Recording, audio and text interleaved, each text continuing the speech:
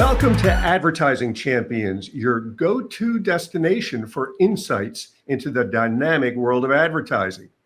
I'm your host, Tony Stanol, and today with us is Fred Ehle, Interim Fractional CMO in Detroit, Michigan.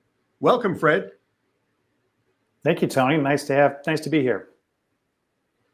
Now, when you open up the dictionary to marketing director or head of marketing, your picture pops up because you've been to some very storied marketing organizations like Jockey International, McDonald's, Redbox, but you started in the advertising world. Is that correct? Tell us a little about your career path.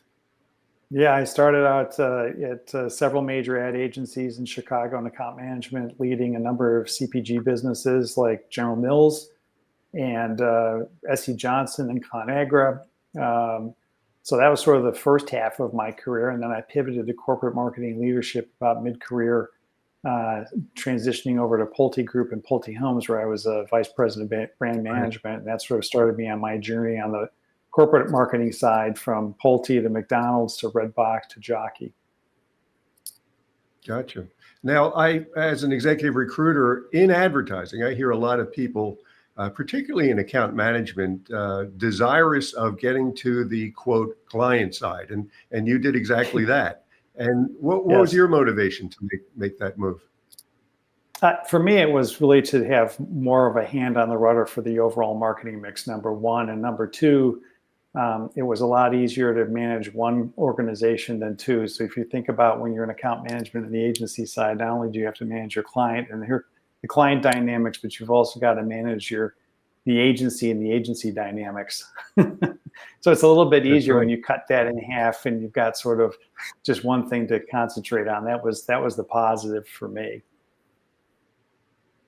And it seems like you get more of a holistic business view of things too, whereas no question. I mean, and that's the key. Yeah, that's absolutely the key. And not just in the agency world, Tony, but I would say even in the marketing world, is the marketers that are going to be successful now and going forward have got to understand the business, not just the marketing discipline, because the marketing discipline sits within the business, it sits within the business strategy, and it has to serve the business strategy. So if you don't understand how your business makes money, and you don't understand your business strategy, then you cannot craft a cogent or effective marketing strategy. And so in my mind, the most effective marketers have got much more of a commercial sensibility than they do just, say, brand or advertising sensibility, exclusively. Right. Now, this term interim and fractional CMO has really taken root in the past couple of years. What do you find yourself doing these days? It's in the agency world, they've been doing this for decades. We used to call them freelancers, right? And the freelancers were typically the domain of the creative group, but now that has spilled over into a number of other disciplines, and it really serves in particular, early stage, even startups, because they can't afford the marketing capability, but they need the expertise. And so this is a great solution for that particular space or sort of life stage of a company. And then for other companies, much like consultants, it also provides just extra capacity at points in time.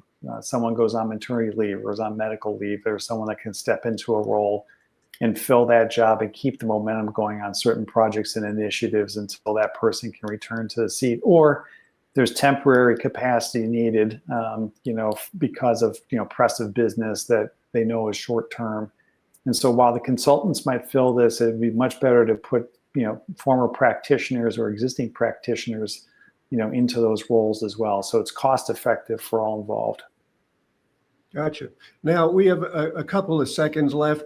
Tell me about your notion. You did a presentation about the balance of performance marketing and branding.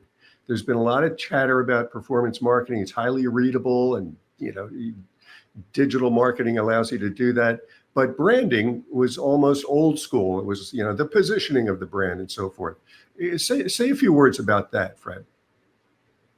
Listen, you need, branding brings new people into the funnel. If you think of it, performance marketing talks about the funnel. They're focused on mid-funnel, bottom funnel, and you've got to be competing and bidding for eyeballs that are already into your category or business. What branding does is expand your awareness beyond your existing customers to new customers. And so no funnel is any good unless you've got the top of funnel coming in and converting at the bottom funnel. Otherwise, you're just doomed to repeating sort of this cyclical pattern from mid to bottom funnel, bidding up the costs of the eyeballs you've already got without growing the business. And so then it becomes a share game with diminishing efficiency. What branding does is allow you to expand. And so it's not an either or, it's a both.